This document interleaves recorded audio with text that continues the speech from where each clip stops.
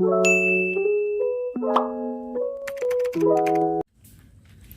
guys, nag-harvest na naman din ako ulit.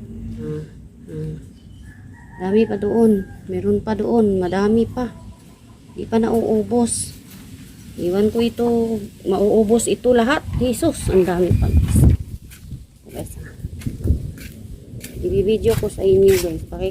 Pakita ko sa inyo guys. Dami pa guys. Oh. Hindi pa siya nauubos. Sarap talaga pag may garden tayo, di ba? Ito na guys, oh, yung pinula ko guys, oh. Wow, di ba? Oh. Unti-unti na silang lumalaki, guys. So, yun na naman ang maging kapalit sa pitsay namin. Ito. Puno ito. Puno ito, guys. Sarap kaya tingnan pag mayroon tayong gulay. Gulay is life. Oh, diba? Diba? Madami pang gulay. Yay! Hi guys, magluto na naman tayo guys. Kanina nag-harvest na naman ako ulit ng mga pechay. Oh, ang lalaki ng mga pichay ko guys kasi kami lang nagtanim dito. Ako ang nagpunla. Tinulungan ako ng asawa ko. Sobrang taba guys yung mga mga malalaki yung mga ano guys. Parang palad ko. Ang lalaki guys. Then hindi siya mapait guys. Subukan ninyo magtanim guys. Sus. Masaya tayo guys pag mayroon tayong tanong. Ang lapad guys. Parang mas malaki pa sa kamay ko yung dahon. Sobrang taba, guys. Sobrang taba talaga, guys. Parang pechay sa yung doon sa palengke. So, hindi tayo guys, hindi tayo ano ba 'yun? Ay, nabubulol na naman ako. Hindi tayo masasayangan, guys, kasi sulit talaga pag tayo ang magtanim. Malalaki, malalaki. Hindi siya mapait. So, ang gagawin ko ngayon, guys, is magluto ako. Meron man kaming natira kagabing ulam. Ito lang, mga maliliit na fish, na isda.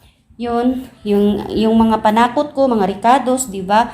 Ricados, Then, ito, ihalo ko yan. Isasabaw natin yan. So, papakita ko sa inyo mamaya kung luto na. Alam na ninyo kung paano magluluto, pero wala man tayong ibibidyo, di ito na lang. So yung sili, doon ito, nahihinog na siya.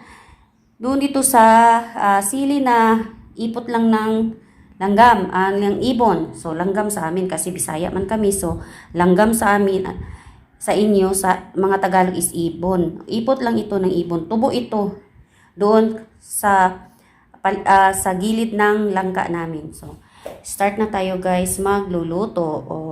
Try ninyong magtanim guys. Hindi na kayo bibili sa palengke. Promise. Ito na guys. Ito na yon.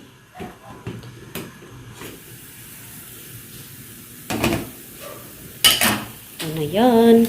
Lagay na natin yung pichay.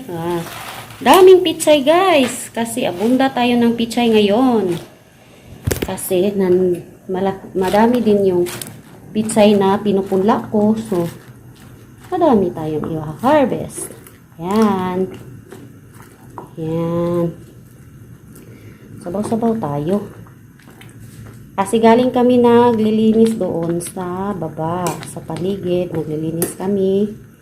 Para kinukuha namin yung mga damo-damo para malinis tingnan din yung kapaligiran.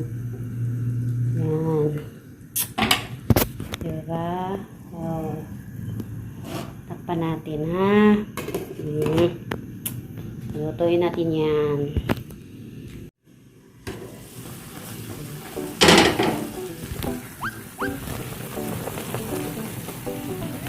Kumukulo na guys.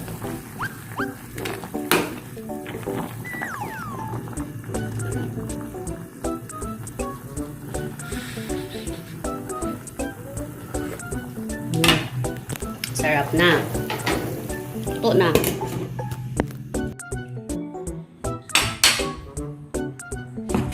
Ito na guys. Luto na. Kain tayo.